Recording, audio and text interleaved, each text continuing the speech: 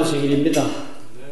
오늘은 참 하늘이 높고 이제 단풍이 막 시작이 되고 위에 지방은 단풍이 들었을 텐데 참 기쁘고 즐겁고 아름다운 안식일 아침입니다. 오늘 하나님의 말씀은 창세기 41장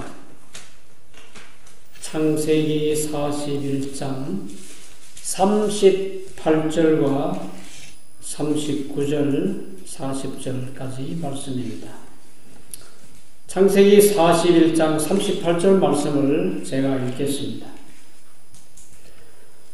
바로가 그 신하들에게 이르되 이와 같이 하나님의 신에 감동한 사람을 우리가 어찌 얻을 수 있으리요 하고 요셉에게 이르되 하나님이 모든 것을 내게 보이셨으니 너와 같이 명철하고 지혜 있는 자가 없도다. 너는 내 집을 치리하라. 내 백성이 다 내 명을 복종하리니 나는 너보다 높음이 보좌 뿐이니라. 이 성경 말씀 가운데 참 좋은 말씀이 하나님의 신에 감동한 사람.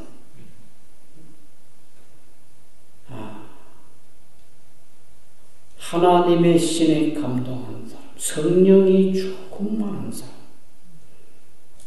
그 사람은 뭐 대학을 나오고 대학원을 나오고 뭐 석사 박사 학위를 안 가져도 여기 있는 이 말씀처럼 너와 같이 명철하고 지혜 있는 자가 없도다. 하나님의 신에 감동한 사람을 애굽의 바로 왕이 이렇게 표현하고 참이 이보다 더 정확할 수가 없어요. 어떻게 이방 사람인데도 이렇게 아주 적절하게 잘 묘사하고 설명을 했는지. 요셉은 조금 전까지만 해도 감옥에 있었던 죄수였습니다.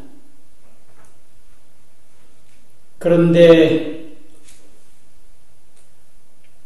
왕이 요셉을 보고 너는 하나님의 신에 감동한 사람이야. 요셉의 얘기를 하자면 요셉은 야곱의 12아들들 중에 11번째 아들이에요. 야곱이 요셉을 좀 편애한 까닭에 형들로부터 미움을 받고 이러면 안 되지만은 형들이 너무 미워하다 보니까 자기의 동생을 노예로 팔아버렸습니다. 이러면 안 되지.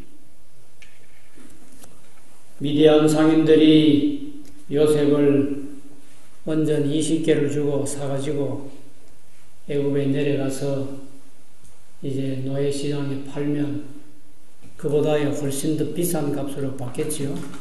그래서 선뜻 이 어린 요셉의 나이가 그때 한 18세, 17세 이 정도밖에 안 된 그런 어린 청년인데 사가지고 갔습니다. 부조와 선지자 214페이지부터 나오는 말씀을 쭉 상고해 보면 요셉은 미디안 상인들에게 끌려가면서 무슨 생각을 하면서 애굽으로 갔을까? 거기 설명이 있어요. 이 설명 아주 중요합니다. 여기 오늘 어린 청년들이 있는데 이 말씀 잘 마음에 기억해요. 여기 보면 요셉은 자기 조상들의 하나님이 자기의 하나님이 되시리라는 것을 믿었다. 요셉의 조상은 아브라함이요 이삭이요 야곱인데 그 믿음의 조상들과 함께 하신 하나님께서 요셉 자기 하나님이 되시리라는 것을 믿었다고 했어요. 그 다음 하나님께서 유랑의 땅 애굽에서도 자기와 함께 계시기를 기도하였다.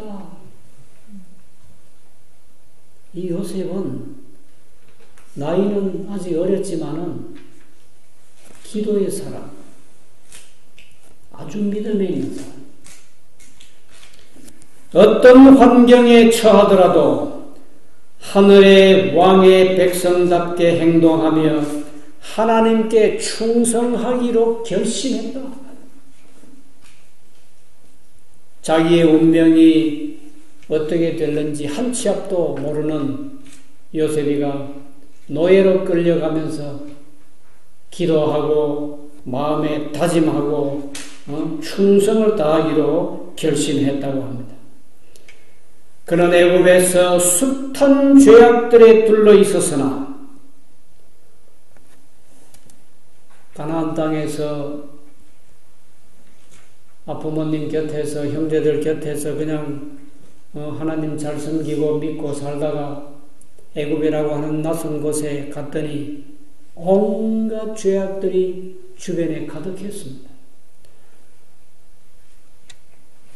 그런 숱한 죄악들이 둘러 있었으나 그는 보지도 듣지도 못한 사람처럼 살았다. 저는 죄인데, 저건 아주 나쁜 짓인데, 보기도 하고 듣기도 했지만 보지도 듣지도 못한 것처럼 살았다. 그 다음에 불같은 시련을 겪고 혹독한 대우를 받았지만 믿음을 굳게 잡고 모든 것을 참았다. 17세, 18세 그 나이에 젊은이로서는 도저히 감당할 수 없는 혹독한 시련 대우를 받았지만 그걸 참아냈대요. 창세기 39장 2절 말씀에 보면 요셉이가 그렇게 사니까 여호와께서 요셉과 함께 하심으로 그가 형통한 자가 되어 그 주인 애굽 사람의 집에 있으니. 그리고 이제 요셉이가 감옥에 들어갔는데 창세기 39장 21절 말씀에도 여호와께서 요셉과 함께 하시고 그에게 인자를 더하사 전옥에게 은혜를 받게 하시매 전옥이 옥중 죄수를 다 요셉의 손에 맡김으로 그 재반 사물을 요셉이 처리하고 전옥은 그의 손에 맡긴 것은 무엇이든지 돌아보지 아니하였으니 이는 여호와께서 요셉과 함께 하시리라. 여호와께서 그의 범사에 형통케 하셨더라. 어린 나이에 불같은 시련도 겪었고 시편에 보면 요셉이 감옥에 들어갈 때 착고에 처이고 쇠사슬에 묶였다고 했습니다. 그런 혹독한 대우를 받았지만 믿음을 굳게 잡고 모든 것을 참았다. 그렇게 했을 때 요셉이 점점 더 성령에 충만케 돼가지고 꿈을 해석할 수 있는 은사를 받았어요. 성령의 선물 가운데 하나인데 이것도 떡 맡은 관원과 술 맡은 관원이 함께 요셉이 있는 옥에 들어오게 됐는데 떡 맡은 관원과 술 맡은 관원이 같이 한날에 꿈을 꿨어요. 술 맡은 관원이 아침에 그런 얘기를 합니다. 내가 꿈에 보니까 포도나무에 포도가 있는데 내가 그걸 적을 짜서 왕에게 갖다 바쳤다고.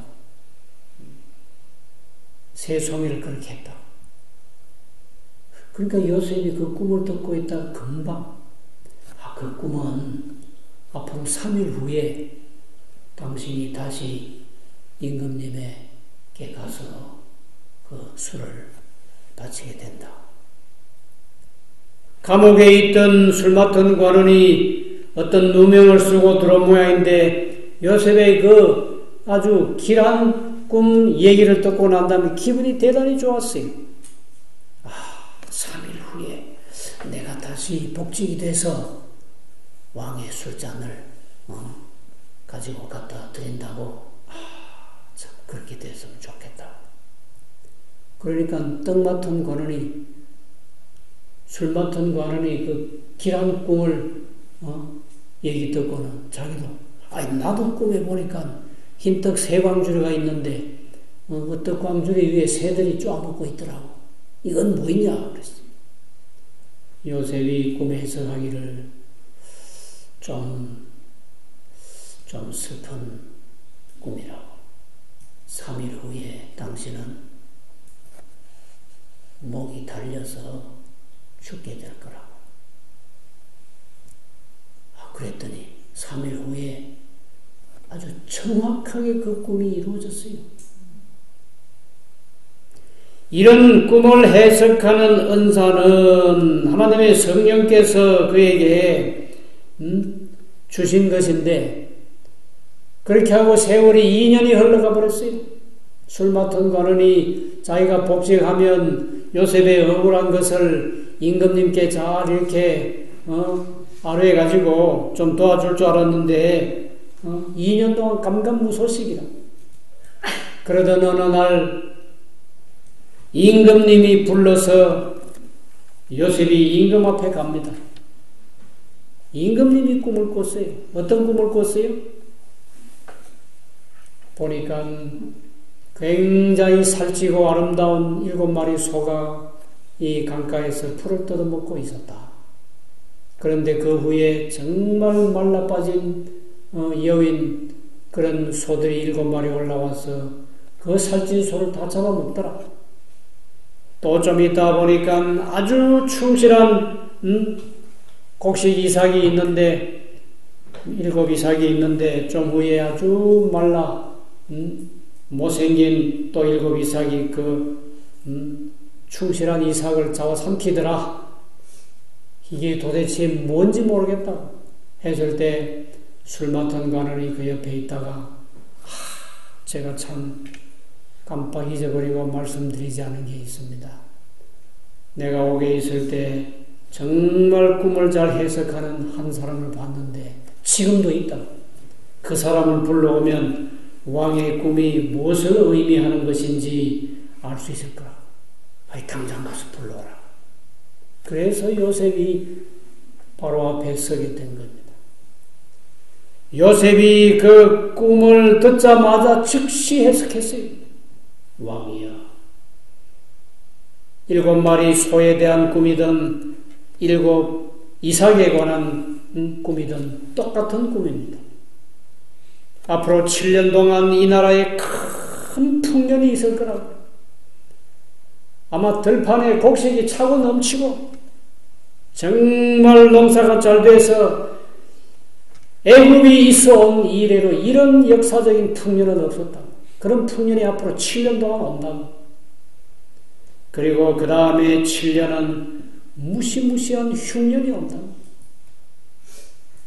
그래서 그 다음 7년은 들판에 곡식이 익어서 우리 수중에 들어올 게 없다고. 그러니 임금님이시여 앞으로 7년 풍년 동안에 곡식의 5분의 1을 거두어들여서 지방 창고마다 다 가득 채우고 그 다음 7년 흉년을 대비해서 잘 이렇게 정치를 하시면은 백성들이 굶어 죽지 않을 것입니다. 하고 요셉이 아주 왕에게 대책까지 다 설명을 해줬더니 요셉에게 바로가 이와 같이 하나님의 신에 감동한 사람을 우리가 어찌 얻을 수 있으리요? 그리고는 그 자리에서 왕의 인장반지를 빼가지고 요셉의 손가락에 끼워주고 요셉에게 좋은 옷을 입히고 금사슬을 목에 걸어주고 너와 같이 명철하고 지혜 있는 자가 없도다. 너는 내 집을 치랴. 내가 너보다 높은 것은 이 보좌뿐이라. 앞으로 네가 이 나라에 정말 책임 있는 지도자가 되어야 한다. 모든 백성이 너의 명령에 복종할 것이라. 요셉이가 조상의 하나님이 나의 하나님이 되실 것이라는 것을 믿고 유랑의 땅에서도 하나님이 자기와 함께 계실 것을 간절히 기도하고 어떤 환경에 처해서라도 하나님 백성답게 살고자 충성을 다하기로 결심을 하니까 하나님의 성령께서 어린 요셉에게 아주 풍성하게 임하시고 애굽 천지에 요셉을 따라올 수 있는 지혜로운 사람이 없어요. 명철한 사람이 없었어요. 조금 전까지 감옥에 갇혀있던 요셉이가 그만 한순간에 애굽의 국무총리가 됐어요. 그 후의 이야기는 우리가 잘 압니다. 부모 형제들 다 다시 만나게 되고 요셉의 이 사건은 구속의 경륜 속에 아주 중요한 부분들을 믿음으로 이루어낸 하나님의 신에 감동한 사람에 대한 역사였습니다. 그 다음에 또 다른 한 인물이 있습니다. 민수기 27장 18절 말씀이에요. 민수기 27장 18절 말씀은 이렇습니다. 여호와께서 모세에게 이르시되 눈의 아들 여호수아는 신에 감동된 자니 너는 데려다가 그에게 안수하고. 또 다른 한 인물이 나오는데 여호수아가 성경에 처음으로 나타난 것은 이 민수기 13장 8절에 나오는데 이 가나안 땅을 탐지하러 보낸 12 정탐꾼 속의 한 사람으로 처음 등장합니다. 눈이라고 하는 아버지의 아들 호세아라는 이름으로 나와요. 근데 여호수아나 호세아가 동일 인물입니다. 그가 12명 중에 한 사람으로 가나안 땅을 탐지하고 돌아왔더니 함께 갔던 10명의 정탐꾼들이 가나안 땅에 대해서 악평하기 시작했어요. 우리는 도저히 가나안 땅을 정복하지 못한다고. 거기 사람들은 어마어마하게 키도 크고 힘도 세고 거기 사는 사람들의 성벽은 아주 엄청나게 견고하고 튼튼하고 우리는 스스로 보기에도 메뚜기 같더라. 어떻게 그것을 정복하고 그 땅을 우리의 것은 불가능한 일이라. 도저히 불가능한 일이라. 그럴 때 갈렙과 여호수아는 옷을 찢으면서 그렇지 않다고. 그들의 보호자는 그들에게서 이미 떠나가 버렸고 우리가 그쪽으로 가고 있는 소식을 들은 그 사람들은 지금 다 아주 간담이 높고 여호와는 우리와 함께 하시기 때문에 겁낼 거 없다고. 그들은 우리의 밥이라고 했어요. 갈렙과 여호수아는 믿음의 눈을 가지고 있었어요. 하나님이 함께 하시면 아무리 키가 크고 아무리 힘이 세고 골리앗은 힘센 장군이었습니까? 다윗은 어떻고? 비교가 안 되는 그런 사람이었지만 하나님이 함께 하시니까 조그마한 조약돌 하나 가지고 그 엄청난 거인 골리앗을 꼬꾸라뜨렸지. 믿음의 눈을 가진 사람하고 믿음의 눈을 갖지 못한 사람 차이가 이렇게 큽니다. 전혀 없단 말이에요. 그런데 악평했던 그 사람들은 어떻게 됐을까요? 다 죽었어요. 다 죽었다. 그 즉시로 그들은 다 죽었어요. 가나안 땅에 못 들어간다 했으니까 자기들 입으로 못 들어갔죠.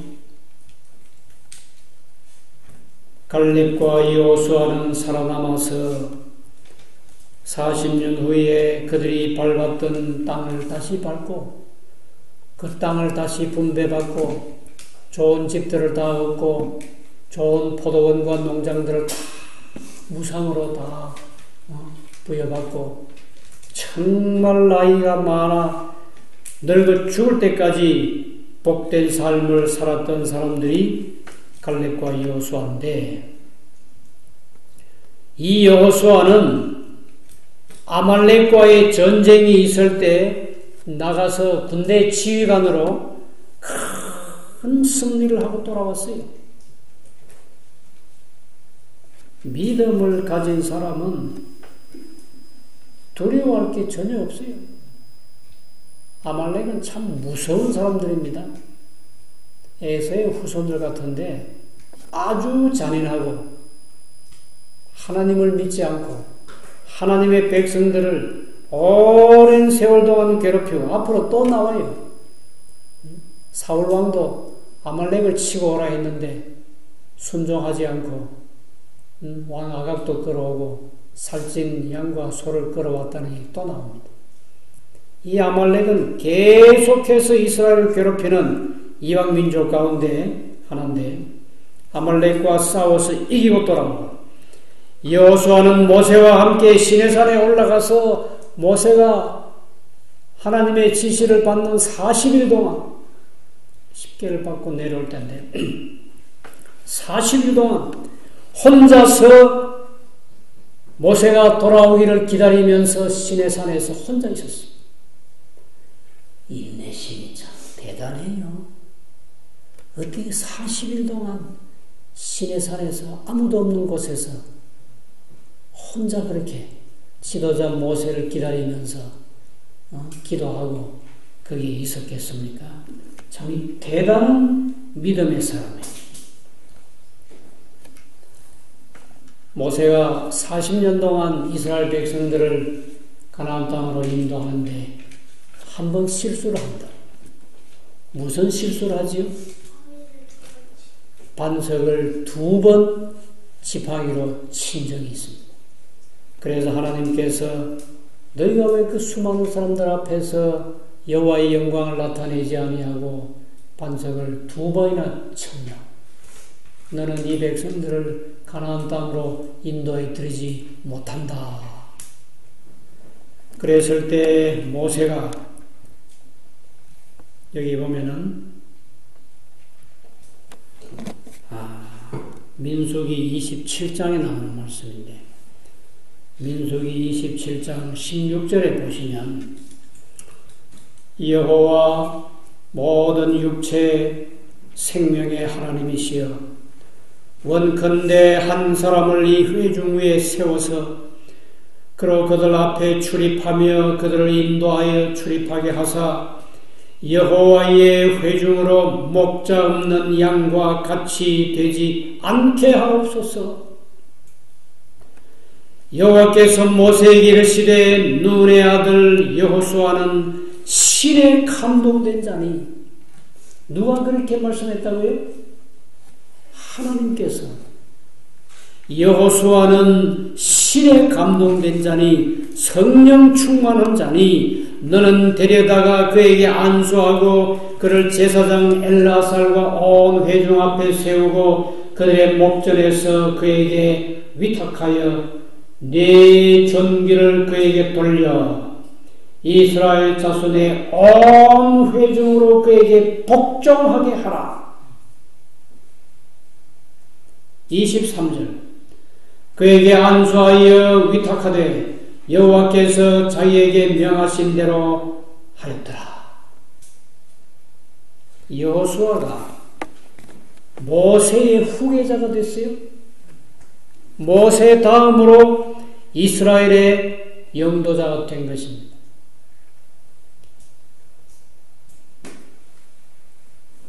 열 명의 정탐꾼들이 가나안 땅을 악평할 때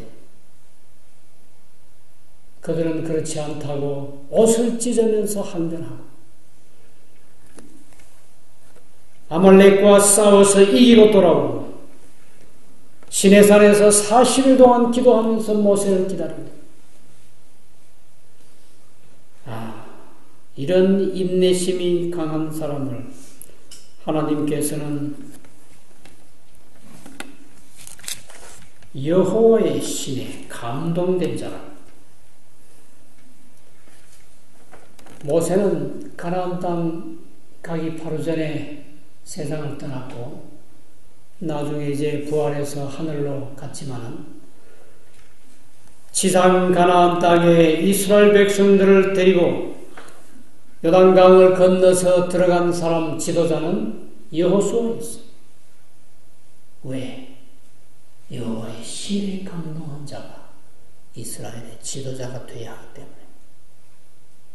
한 사람은 더 하고 마치겠는데요. 다니엘 4장 8절과 9절 말씀입니다. 다니엘 4장 8절과 9절 말씀이에요.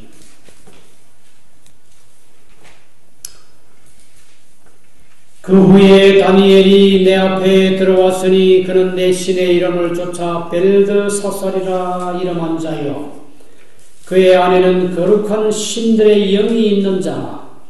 내가 그에게 꿈을 고하여 가로되 박수장 벨드사살아 네 안에는 거룩한 신들의 영이 있은즉 아무 은밀한 것이라도 네게는 어려울 것이 없는 줄을 내가 아노니 내 꿈에 본 이상의 해석을 내게 구하라.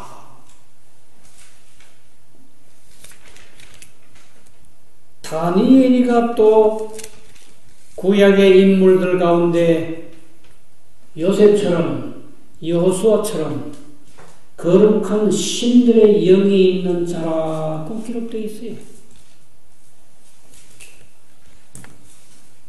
다니엘이 누굽니까? 선지자 왕 480쪽에 보면 다니엘과 세 친구들은 왕족 청년들이라 그런 기록이 있습니다. 왕족들이었어요. 그렇다면 이 사람들은 유다 지파겠죠. 왕족 청년들이. 치료봉사 미니스트리 오브 힐링이 치료봉사죠. 148쪽에도 다니엘은 왕족이었다라고 기록되어 있습니다.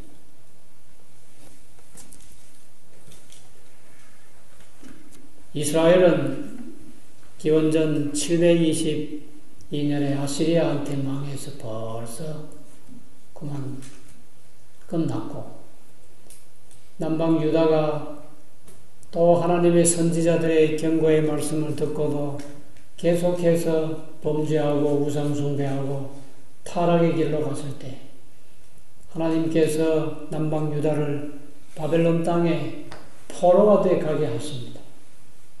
70년 동안 1차, 2차, 3차에 걸쳐서 유다 백성들이 바벨론에 끌려갔는데 다니엘은 1차 포로 BC 605년에 첫 번째 끌려간 사람들 중에 포함됐어요.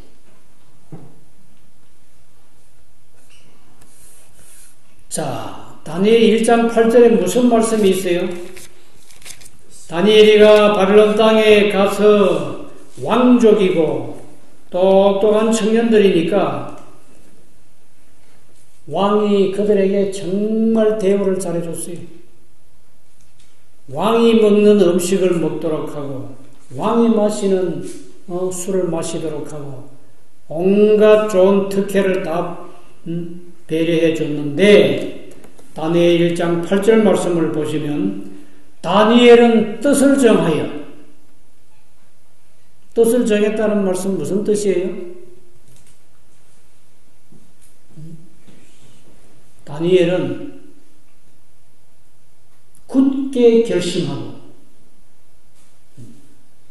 단호하고 확실하게 뜻을 정하여 왕의 진미와 그의 마시는 포도주로 자기를 더럽히지 아니하리라 하고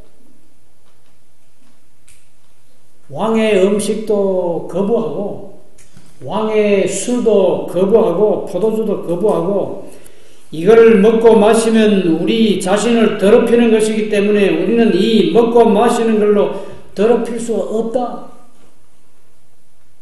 하고 자기를 더럽히지 않게 하기를 환관장에게 구했다 했습니다.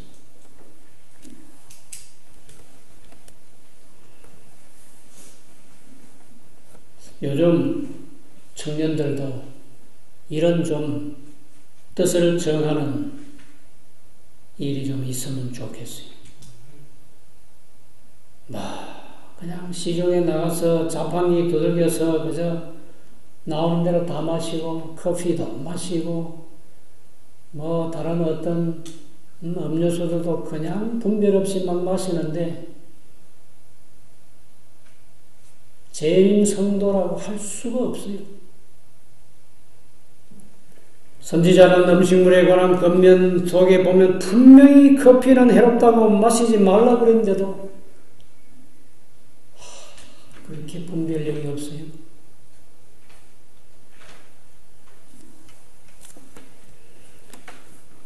다니엘은 친구가 주는 음료수가 아니고 누가 주는 음식과 누가 주는 음료수요? 왕이 주는 거예요.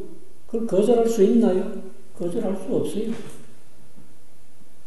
목숨을 걸고 거절한 것입니다. 그래서 나중에 어떻게 됐지요? 열흘 동안만 시험해 보자고.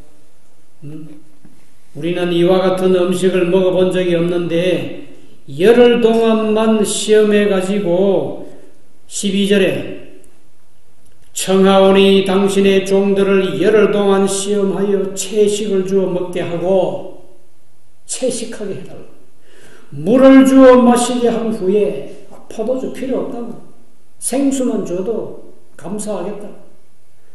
열흘 동안만 그렇게 해보면 당신 앞에서 우리의 얼굴과 왕의 진미를 먹는 소년들의 얼굴을 비교하여 보아서 보이는 대로 종들에게 처분하소서. 열흘 동안 그렇게 했더니 15절에 열흘 후에 그들의 얼굴이 더욱 아름답고 살이 더욱 윤택하여 왕의 진미를 먹는 모든 소년보다 나아 보인지라. 아주 확연한 차이가 났어요. 왕의 진미를 먹었던 그 학생들, 청년들과 채식을 주어 먹고 물을 마신 다니엘과 세 친구들의 얼굴이 아주 확연하게 차이가 나고 구분이 뚜렷했어요. 훨씬 더 윤택하고 빛나고 건강하고 훨씬 더 혈기왕성한 청년들로 딱 보면 알 수가 있었습니다. 보조와 선제자 482쪽부터 바벨론의 유혹이 상당히 강했는데도 유다의 촌사람들이 그 당시에 문명이 발달할 대로 발달한 세계 최고의 선진국 바벨론에 가보니 모든 것이 보니까 아주 휘황찬란해요. 바벨론의 유혹이 매우 강했는데도 더럽힘을 받지 않았다 하고 기록되어 있습니다. 더럽힘을 받지 않았습니다.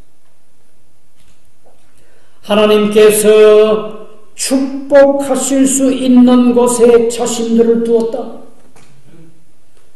요즘 많은 청년들이 절대로 우리 재림교회 청년들이 가면 안 될 곳으로 발걸음을 옮겨가고 있습니다. 그 중에 하나가 극장이에요. 재림교회 청년들, 재림교회 신도들은 절대로 극장 가면 안 돼요. 가지 말라고 그랬어요. 여기는 사탄이 아주 들끓는 곳이에요. 하나님이 축복하실 수 있는 곳에 자신을 둬야 합니다. 이 다니엘과 세 친구들은 끊임없이 기도하고 기도를 실천하며 살았다고 했어요. 선지자왕 487쪽에 그들의 전생애의 특징은 작은 일에 충성함이었다. 무슨 일에? 작은 일에. 먹고 마시는 것부터, 옷 차리는 것부터, 모든 행동 하나하나 작은 일에 충성함이었다. 이 청년들은 자기의 사랑하는 조국이 왜 망했는지 아는 사람들입니다. 왜 망했어요? 하나님의 율법을 준수하지 않았어요. 우상을 숭배했다고.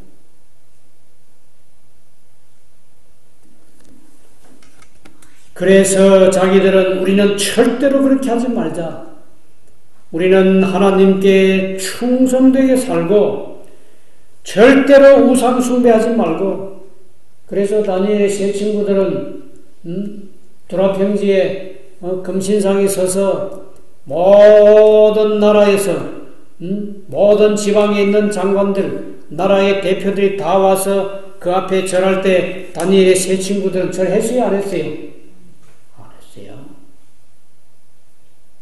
안 하면 어떻게 되는데? 그 자리에서 왕의 명령으로 처형당하게 됐어요. 어디에 들어갔습니까? 평소보다 7배나 더 뜨거운 풀무 불 속에 집어던졌어요. 다니엘의 세 친구들은 하나님께 충성하기로 결심했기 때문에 죽는 거 두려워하지 않았어요. 불 속에 넣으려면 집어넣으시오. 그러면 하나님께서 우리를 건져주실 겁니다. 하나님께서 우리를 구해주시지 않을지라도 우리는 우상에게 절하지 않습니다. 이런 우리 오늘날 제7일 안식 예수 재림교회 청년 남녀들이 이런 좀 확고부동한 신앙의 사람이 되어야 되지 않겠어요? 죽으면 죽으리라지. 하나님의 계명을 어기고 우상에게 숭배한 이런 강호가 내게 주어졌을 때 죽으면 죽으리라 해야 돼. 거기는 타협이 있을 수가 없어요.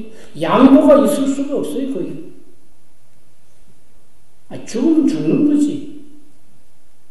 그래야 영광스러운 부활에 참여하지 않겠어요. 그들은 풀무불 속에 들어가서 그 불 속을 왔다 갔다 거닐었습니다. 아니, 불에 집어넣던 사람이 타 죽었는데 정작 불 속에 던져진 사람들은 그 모든 꽁꽁 묶었던 밧줄들이 다 풀어지고 아주 무슨 산보하듯이 그 풀무불 속을 왔다 갔다 하는데 왕이 기가 차서 가까이 가서 보니까 3사람을 던져놓는데 몇 사람이 왔다 갔다 해요? 4사람이 왔다 갔다 하는데 왕이 자기가 말했어요. 그 중에 한 사람은 좀 다르다고. 그 중에 한 사람은 어떻다고? 어떻다고 그랬어요?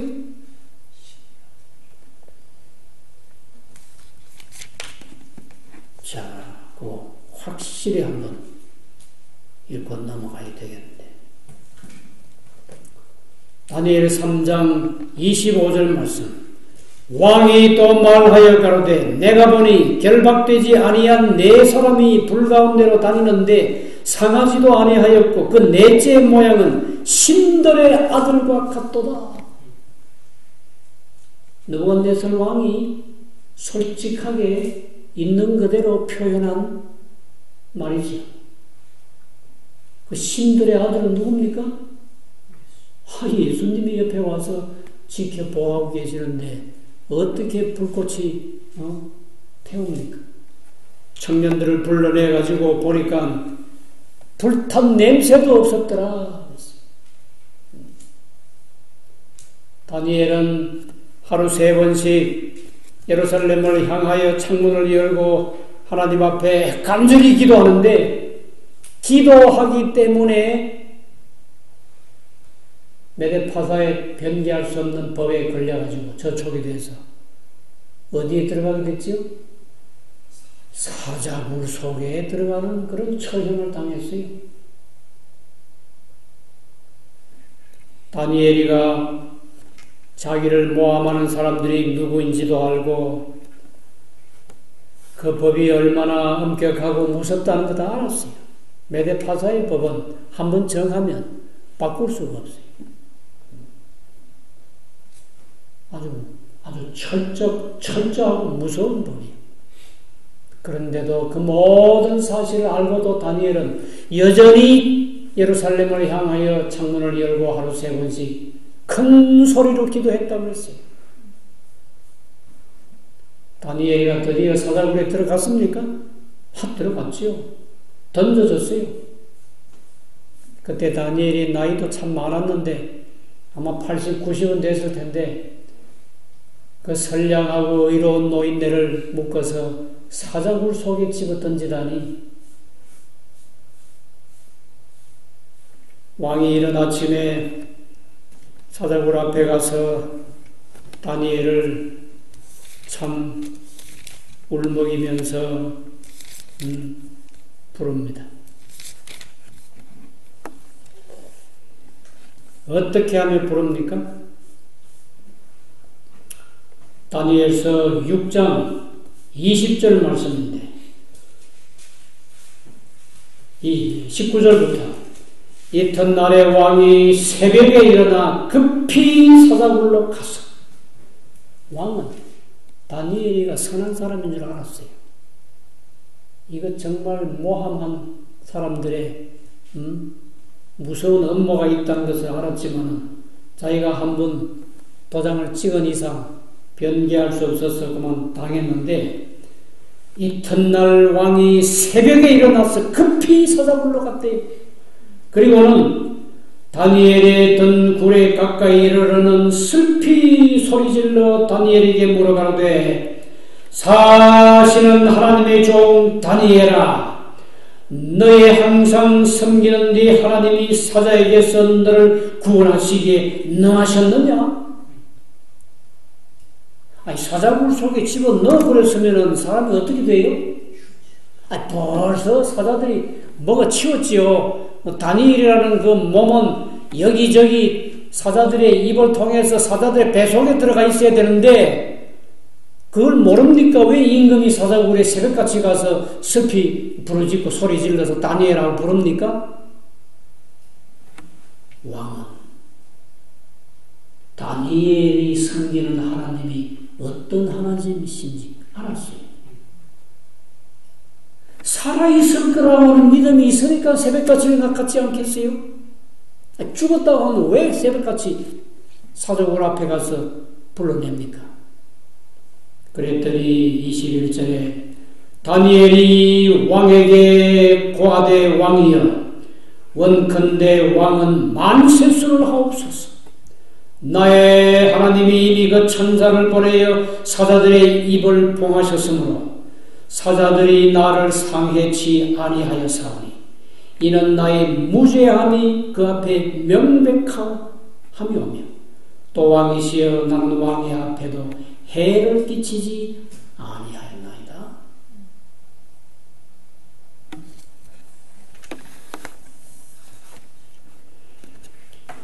기도하는 사람, 왕의 진미와 포도주로 자신을 더럽히려고 하지 않았던 사람, 하나님께서 축복하실 수 있는 곳에만 자신을 두었던 사람, 끊임없이 기도했던 사람, 기도를 실천한 사람, 그들의 정생의 특징은 작은 일에 충성함이었다. 아침에 일어나서 기도하는 것부터, 말씀 보는 것부터, 음식을 먹는 것부터, 친구를 사귀는 것부터, 옷 입는 것부터 모든 면에서 다니엘과 그의 세 친구들은 작은 일에 충성했더니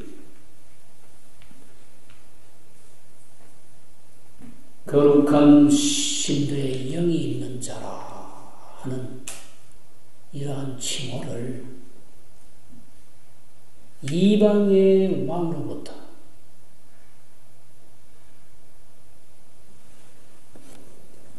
그런 호칭을 받게 되었습니다. 자, 성령이 어떤 분이십니까?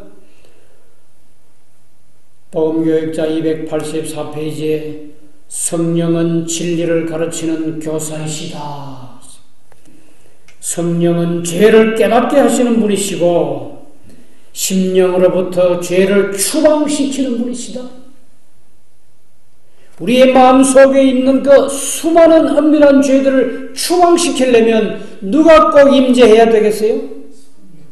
하나님의 신, 하나님의 영, 성령께서 우리의 마음속에 임재하셔야 돼요.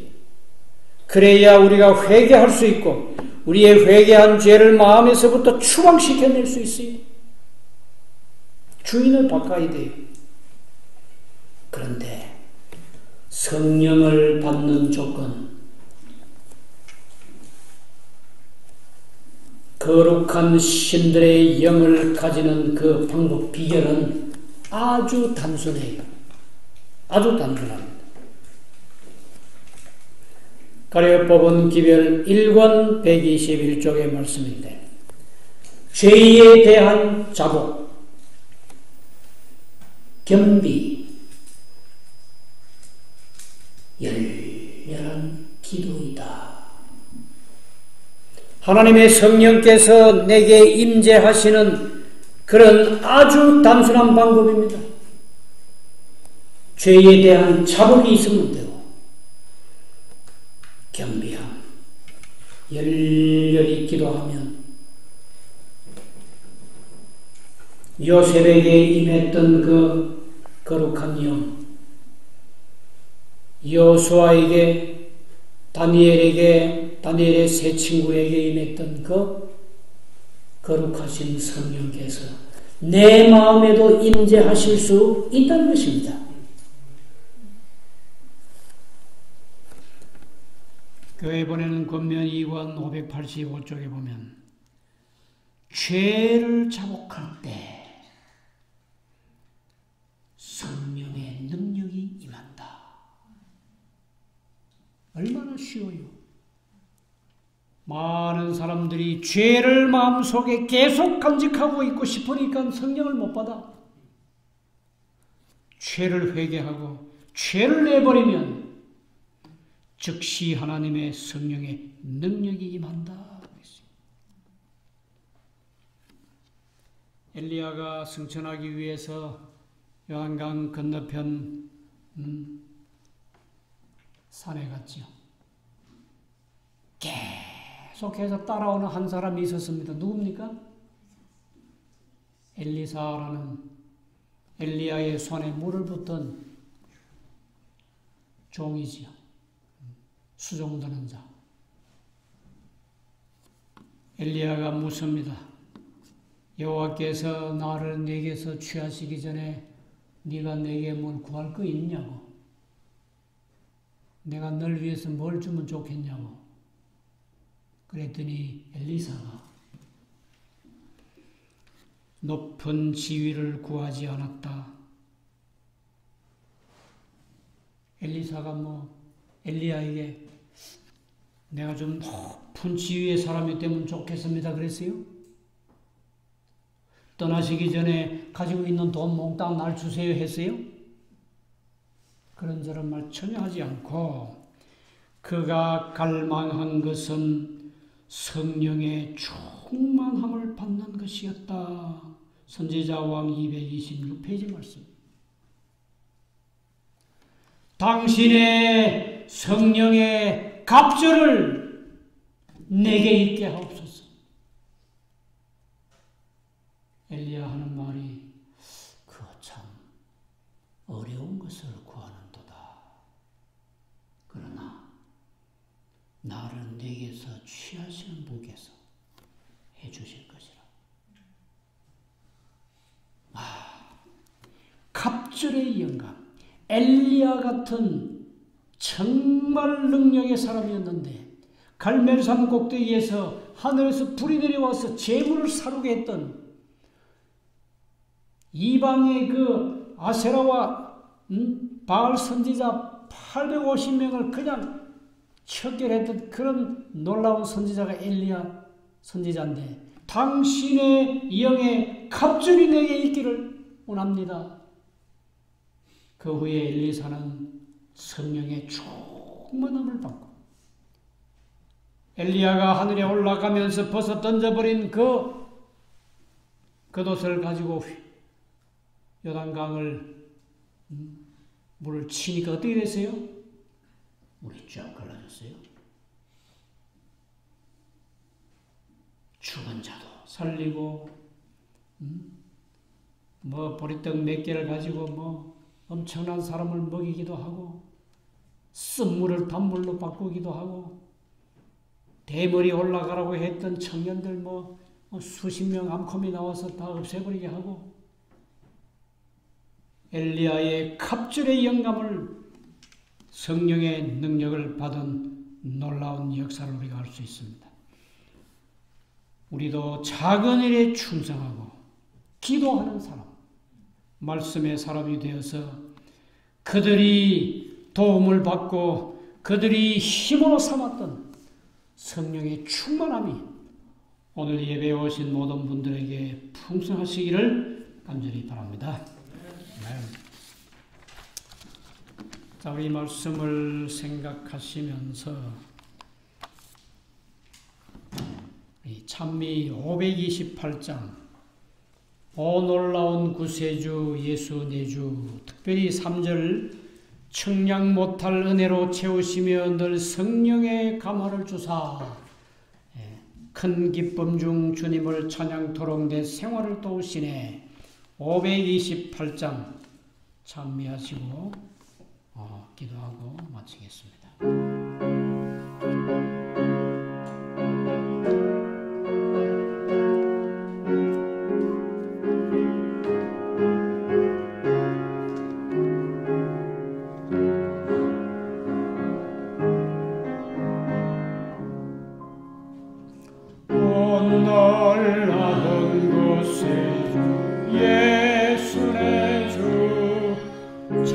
능력의 주시로다. 큰 바위 및 샘솟는 그곳으로 내 영혼을 숨기시네. 메마른 땅을 종일 걸어가도 나 피곤함 몰랐으며 저 위험한 곳 내가 이를 때면 큰 바위에 숨기시고 주 손으로 덮으셨네. 놀라운 곳에 예수 내 주 내 모든 짐 벗기시고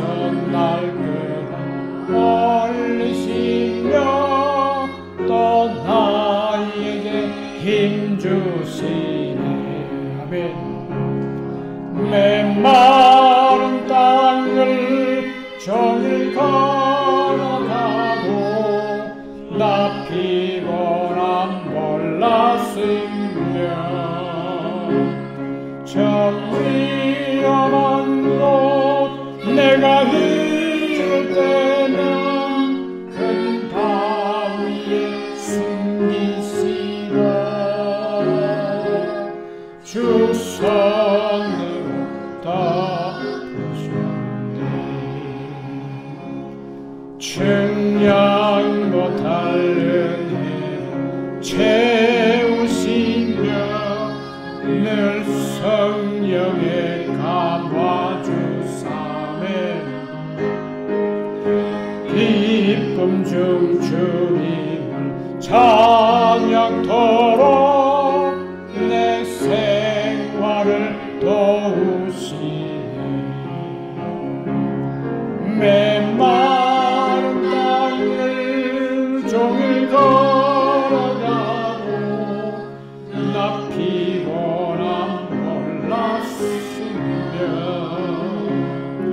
저 위험한 곳 내가 이를 때면 큰 바위에 숨기시고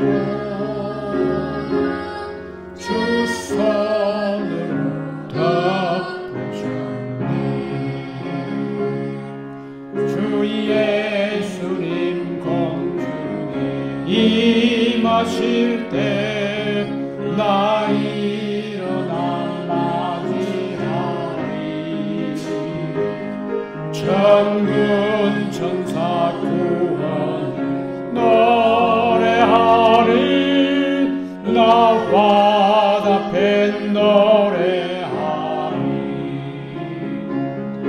메마른 땅을 종일 걸어가도 나 피곤함 몰랐으며 저 위험한 곳 내가 이를 때면 큰 바위에 숨기시고 주 손으로 덮으셨네. 살아계신 하나님이시여, 요 새벽에 임했던 성령, 그리고 여호수아와 다니엘과 그 세 친구에게 임했던 거룩한 영이 오늘 이 예배에 참여한 모든 성도들 위해 충만하게 임재해 주시옵소서. 메마른 땅을 갈지라도 우리의 보호자가 되시고 위험한 곳에 처했을 때 우리를 주의 손으로 덮어서 지켜주시옵소서. 우리 주님이 영광 가운데 나타나실 때 우리 모두가 다 일어나서 우리 주님을 영접하는 거룩한 성도, 끝까지 충성하는 남은 백성 되게 하옵시기를 예수님의 거룩하신 이름으로 간절히 기도드리옵나이다. 아멘.